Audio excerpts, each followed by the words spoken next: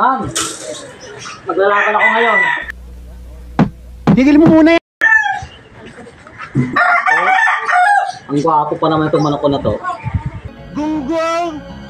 Barinig kita sa mukha eh. Sigurado panalo to. Pero dahil mong manalo yung manok mo. Manok ba talaga ang dala mo? Panalo talaga to. Magaling to, lakas to eh. Sama ang tiyan ko, siya mo na ako. No, no, no, no. No, no, no, no. Halika no, kaya itatago na kita no. No, no, no, no. No, no, no, no. No, no, no, no. No, no, no, no.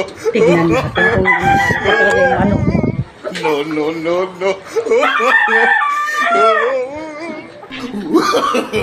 No, no, no, no. Ikaw ngayon, Ming.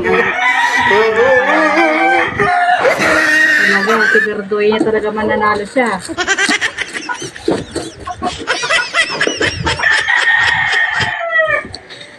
Ma'am, maglalaban tayo. Tama ako. Maganda ba yan? Malakas to eh.